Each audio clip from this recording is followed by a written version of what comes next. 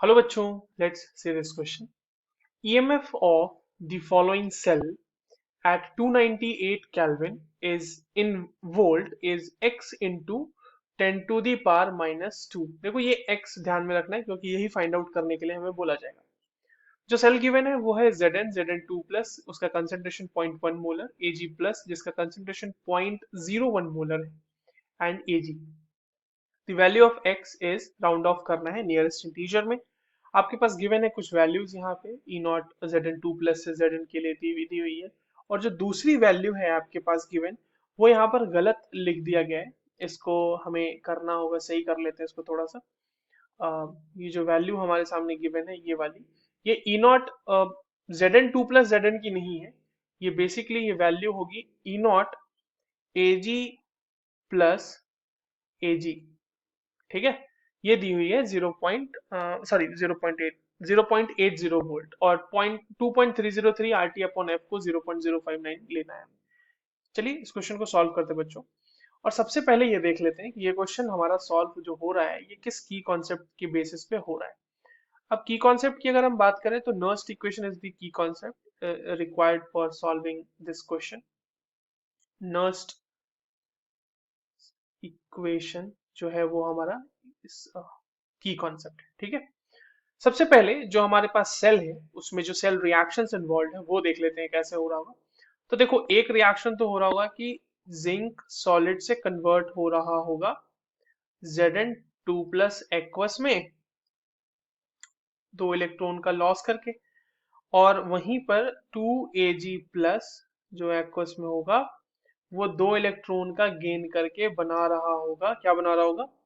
2Ag solid. अब ये जो है ये दो अलग अलग रिएक्शंस मैंने आपके लिए लिख दिए यहाँ पे. ठीक है, एक ऑक्सीडेशन का रिएक्शन, एक रिडक्शन का रिएक्शन.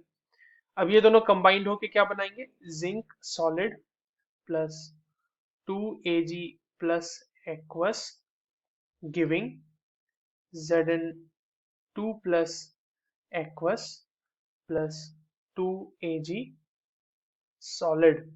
ठीक है, अब देखिए इस जो हमारे पास सेल रिएक्शन है गिवन, इसके लिए ई नॉट की वैल्यू कैसे फाइंड होगी? तो ई नॉट की वैल्यू फाइंड होगी E naught for Ag plus Ag couple minus E naught for Zn2 plus Zn couple, जिसकी दोनों की वैल्यू हमें क्वेश्चन में ही गिवन है.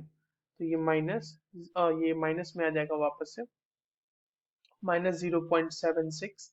ये पूरी की पूरी वैल्यू वोल्ट में आएगी तो ये हो जाएगा 1.56 वोल्ट. ये ई नॉट की वैल्यू आ गई.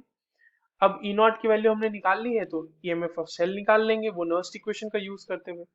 तो ईएमएफ ऑफ सेल को कैसे लिख सकते हैं? EMF of cell will be E naught of cell minus 2.303 RT upon n F log, ऊपर आ जाएगा Zn2 प्लस का concentration divided by Ag plus का कंसंट्रेशन स्क्वायर्ड.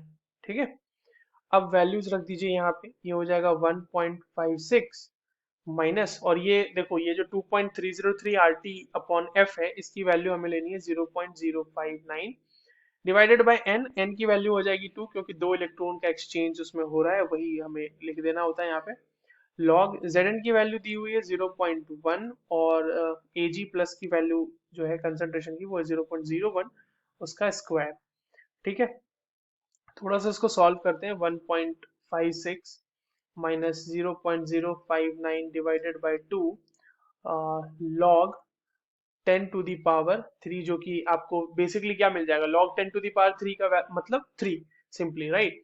तो ये वैल्यू हो जाएगी 1.56 माइनस 0.059 डिवाइडेड बाय 2 इंटू 3. अब इसको सॉल्व करो, ये वैल्यू आ जाएगी 1.4715.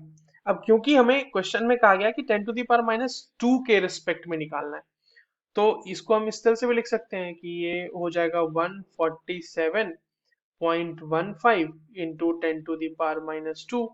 तो x की वैल्यू ये आ सकती है. इसको राउंड ऑफ में हमें लिखना है, तो राउंड ऑफ नियरेस्ट इंटीजर अगर हम करेंगे तो ये हो जाएगा 147 and this will be the value required for this question. 147, ये हो जाएगा 147. 7. This is the correct answer for this given question. I hope you understood this well. All the very best.